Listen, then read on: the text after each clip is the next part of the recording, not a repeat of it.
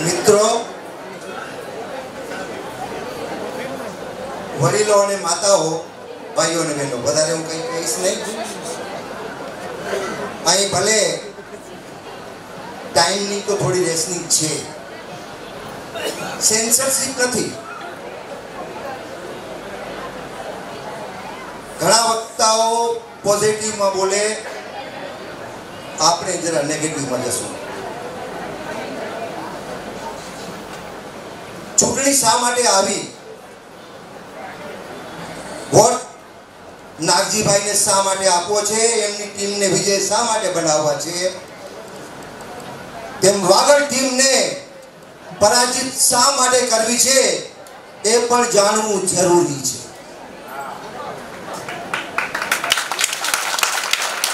હમણાં સ્લોગનોની લાઈન લાગી છે. આપણે તમે કદાચ YouTube ઉપર દહીસરની મીટિંગ જોઈ હશે. અખંડ વાગડ અને સમૃદ્ધ વાગડ, સ્વચ્છ વાગડ, આવા બધા આપણે ઉપદેશો આપ્યા, વિશેષણો આપ્યા, તો એ લોકોએ આપણને ઉતારી પાડ્યા. એમના સ્લોગનોને પણ આપણે સાંભળીએ. સૌથી પહેલો સ્લોગન, દાદો મોજ કરે. અરે ભાઈ, દાદો તો પહેલા મોજ કરતો હતો, દાદો તો અત્યારે પણ મોજ કરે છે, અને દાદો તો ભવિષ્યમાં પણ મોજ કરશે. તમે તમારી મોજ મજા અને મસ્તી છોડો અને નિર્દોષ નજરે તમે શાંત બેસી જાઓ. એમાં સમાજનું પણ ભલું છે અને તમારું ભલું થશે. નકોડા નહીં તો અન્યથા દાદો તમને ક્યારેય માફ નહીં કરે. મિત્રો, તાળીઓ બે રીતે વાગે. એક તો વક્તાઓનું જ્યારે ભાષણ ગમે ત્યારે વાગે તાળીઓ, અને વક્તાઓથી જ્યારે કંટાળે ને ત્યારે વગર પાણીએ પણ તાળીઓ વાગે. તો આવી તાળીઓ ન વગાડતા, કોઈની લિંક પણ ન તૂટતા. હું સમજુ છું કે ગમતું પીરસવું જોઈએ, ભાવતું. તમને અગર ગુલાબજાંબુ ગમતા હોય અને હું તમને કડવા કારેલાનો જ્યુસ પીરસું, બની શકે છે તમને ન ગમતું હોય. તો વક્તાઓએ શ્રોતાઓને જકડી રાખવા માટે હંમેશા ગમતું પીરસવું હોય છે. એવું પણ નહીં કે ખોટું હોય અને ગમવા, એવું નહીં. સાચે સાચું પીરસવું છે. મારે એમને શા માટે પરાજિત કરવા છે એ બતાડવું છે. અરે નાગજીભાઈને વખાણ કરવા એ તો મોરના ઈંડાને ચીતરવા બરાબર છે. અને આપણે એમની વખાણ હમણાં નહીં કરીએ, એ તો એમનું આખું જાણે છે. બધા એ પોતે જાણે છે, અંદર ખાનેથી મૂંઝાણા છે. નાગજીભાઈને એમના મિત્ર બનાવી બેઠા છે. અરે મિત્ર બનાવ્યા હોત તો આ ચૂંટણી આવત જ નહીં. તમે એમને ક્યાં તમે પછાડી દે. તમે નાગજીભાઈ સાથે તમે તમારી સરખામણી કરો છો. અરે હું ખરાબ ભાષા વાપરો નથી, નહીં તો ક્યાં ગંગુ તેલી અને ક્યાં રાજા ભોજ એ પણ હું વાપરી શક્યો, પણ હું નથી વાપરતો. મારે એવા ભાષણમાં નથી તો. લક્ષ્મીચંદભાઈ ચલ્લા આજના માન્ય પ્રમુખ, હું એમના માટે રફ શબ્દ નહીં વાપરું, કારણ કે હજી સુધી કહે છે કે હું તો પ્રમુખ છું. અરે છો તમે, અને હમણાં પણ છો. ભવિષ્યમાં રહેશો કે નહીં એ હું હમણાં તો નથી કહી શકતો, કારણ કે એ તો ઈશ્વર જાણે. તમે આદોઈની પથારી ફેરવી રાખી. અરે શું કર્યું તમે? તમે સમાજને 25મું તીર્થંકર સમજ્યા. આદોઈની આંગણે જ્યારે રમણીકભાઈનો પ્રસંગ હતો ત્યારે આપણે જૂના જમાનામાં આંગણામાં એઠ પડે એમ કહેતા હતા. એઠ એટલે શું? જ્યારે શેરીઓની અંદર મોટા હોલ ન હતા, વાસમાં લોકો જમતા હતા, ઘરોઘર જમતા હતા, અને જેના ઘરે પ્રસંગ હોય મોટા મોટા કડાઈયા હોય અને એમાં થાળી ધોઈને આપણે રાખીએ, એને કહેવાય આંગણે એઠ પડે. અરે તમને રાઈટ કયો હતો? એ ટાઈમે નવતરા થઈ અને કોઈને બેસાડી દેવાનો, કે પીરસીલા ભાણા ખેંચી લેવાનો, કયા આધોઈની પથારી ફેરવી રાખી, કયા હિસાબે એમને આધોઈને આધુંગવા કરી રાખ્યા, કયા હિસાબે એમણે આધોઈને 25માં તીર્થંકરથી વંચિત રાખ્યા. એક બાજુ તમે કહો છો કે સમાજ 25મો તીર્થંકર છે, અરે દુશ્મન પણ જ્યારે તમારા ઘરે જમવા આવે ત્યારે તમે હરસલી નથી કાઢતા, તો તમે તમારા વટને ખાતર, તમે તમારા અંગત વેરઝેરને ખાતર અને દુનિયામાં તમારો ડંકો વગાડવા માટે તમે બચ્ચાઓમાં 2 ભાગલા પડાવ્યા. અરે 4 કામો ત્યારે અમે આદોઈ વાળાઓ અમારે ઘરે કોડિયા પણ ઉતરતા ન હતા, પરંતુ 24 મહાજનની મોજને ક્યાંય ખોટું ન લાગે, એની ઇજ્જત જળવાઈ રહે એટલા માટે આદોઈ વાળા બોલ્યા નથી. નહીં તો એ 24 મહાજનના સ્તંભ અને મોજને બાજુમાં રાખી અને બચ્ચા ઉવાસોને અમે જમાડી પણ શક્યા હોત, પરંતુ 24 મહાજનની મોજને અમે વફાદાર રહ્યા છીએ. અરે 4 ગામોને પાઘડી સ્ટેજની નીચે બાંધવી પડી. વિચાર કરો, ધિક્કાર છે આવા તમારા ડિસિઝનને. તમે શું કર્યું? તમે ભાગલા પડાવ્યા. તમે અધિવેશન ટાઈમે અમુક પ્રમુખોના નવા પ્રમુખો રચ્યા, અમુક પ્રમુખોની પાઘડીઓ ઢીલી કરવાનો પ્રયત્ન કર્યો, પણ પાઘડીના આટા મજબૂત હોવાને લીધે નવી પાઘડી બંધાવી દીધી. આવું તો કેટલું તમે કર્યું છે. મારે ઘણું કહેવું છે, હજી તો સમયના અભાવે હું લિમિટમાં રહીશ. હર હર મહાદેવ, ગર ગર મહાદેવ. અરે ર અને ટ માં ઘણો ફરક નથી. તમે ગુજરાતીમાં ર અને ટ ને જોજો, ખાલી આટલું જ એક પોઈન્ટ જ આવે છે. તો હર હર મહાદેવવાદી હટ હટ મહાજન એ કહેવાનો અને બનાવવાનો ટાઈમ એમને નહીં લાગે. ઘર ઘર મહાજનને બદલે ઘટઘટ મહાજન થઈ જશે અને હર હર મહાજનને બદલે હટ હટ મહાજન પણ કહેવાઈ જશે. સમાજના ભાઈઓને વિનંતી કરું છું કે હવે આપણે એવું સાંભળવું નથી કે હટ હટ મહાજન આપણને હટાવી રાખે. એમના સ્લોગનો એમને મુબારક.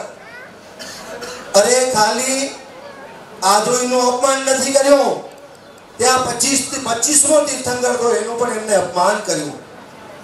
બીજો દાખલો આપો, તમને 5 મિનિટ વધારે લઈશ, તમને તકલીફ નથી ના?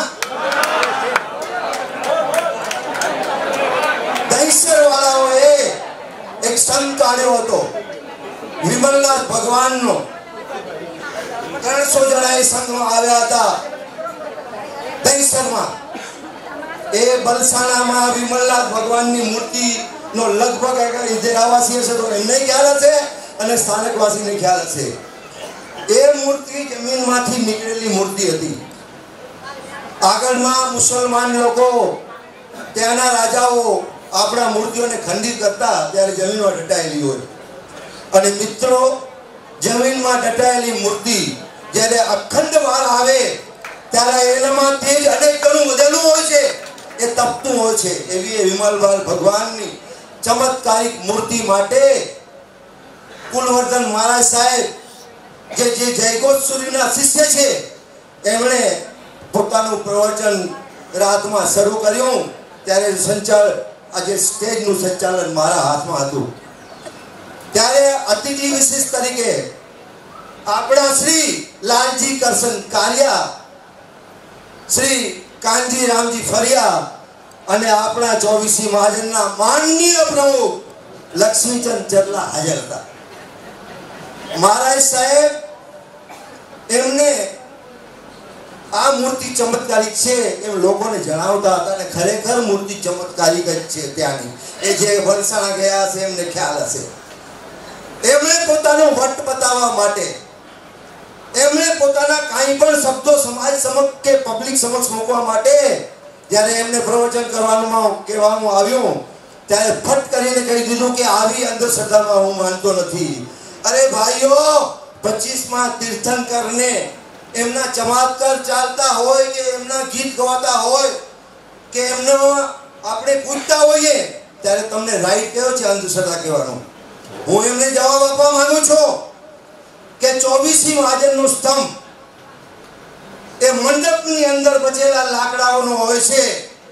એના ઉપર આપણે લાલ કપડું વીંટાળીએ છીએ, એના ઉપર આપણે ફૂલની માળા ચડાવીએ છીએ અને ભૂદેવો અને બ્રાહ્મણો લઈને એમની પૂજા કરાવીએ છીએ.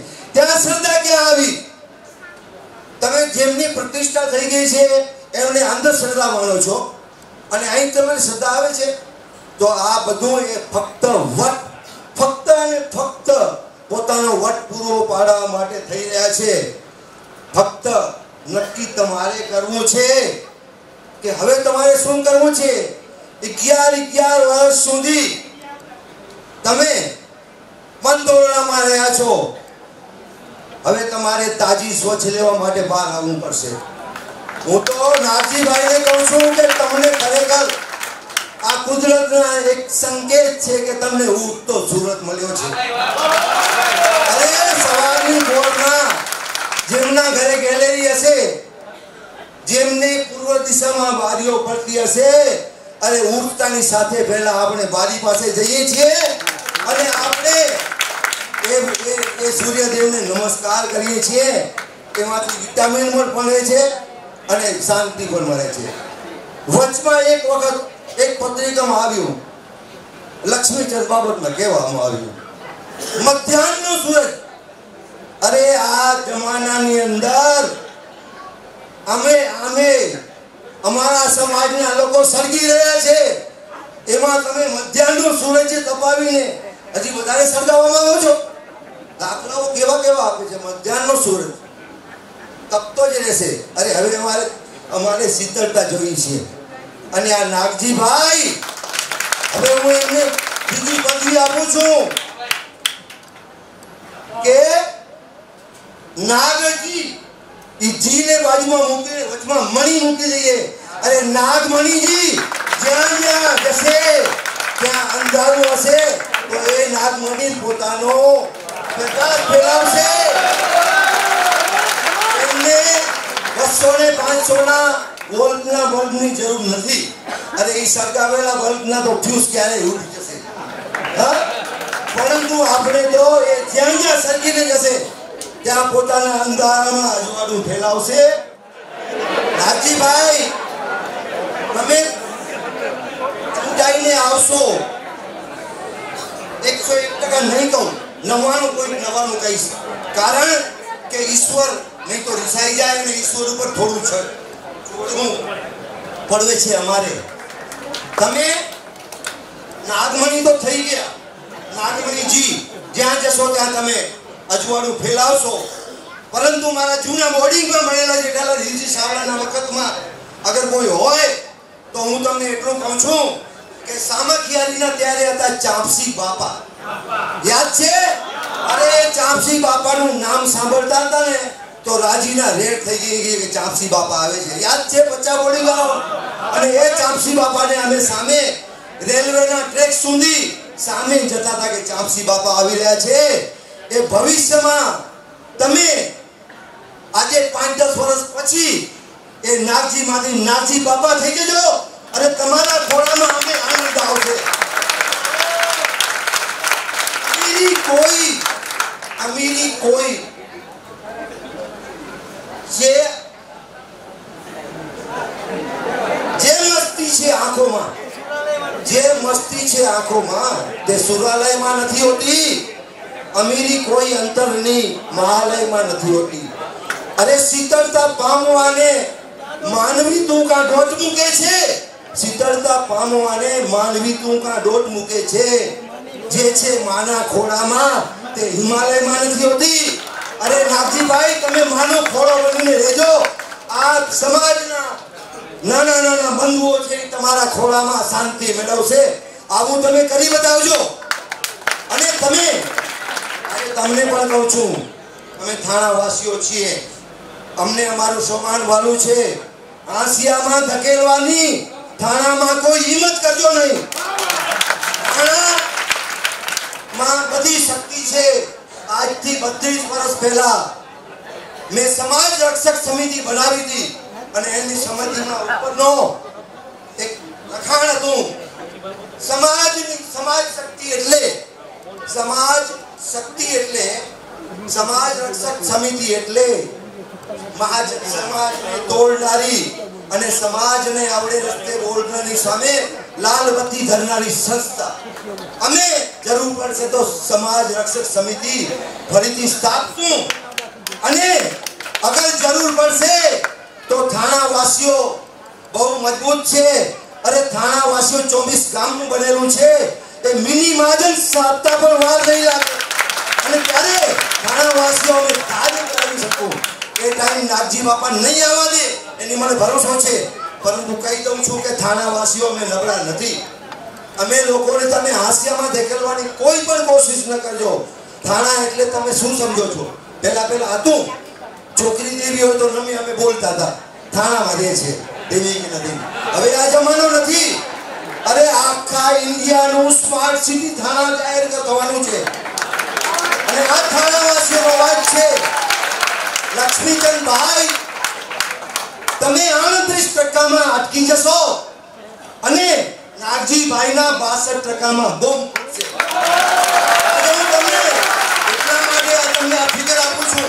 આ ફિગરને તમે સત્ય બનાવજો. હું વધારે નથી કહેતો કારણ હું તમને પૂરું નથી કહેતો. 100% સગાવાદ છે,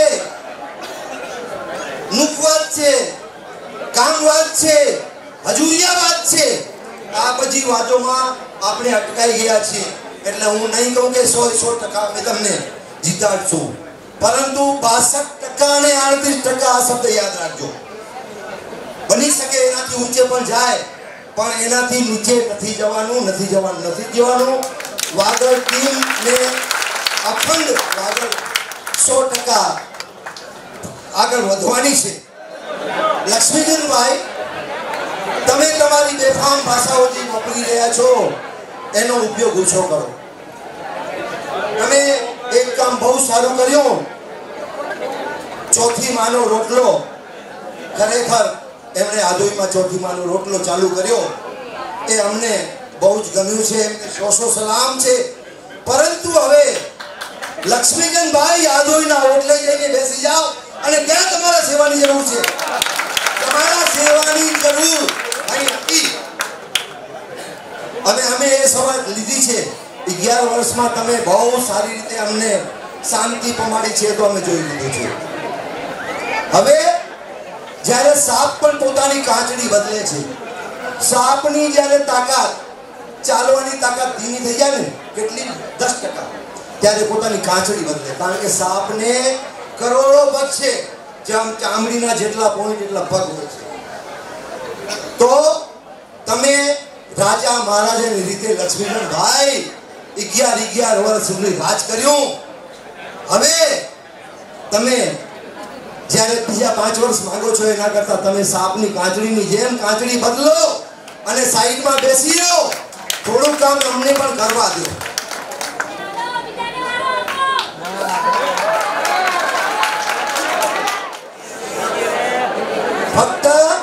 ફક્ત એક જ વિનંતી કરું છું, ગમે એ પક્ષમાં હો, ગમે એ ગાડામાં બેસો, પણ ગીત તો અખંડ વાગડના જ ગાજો.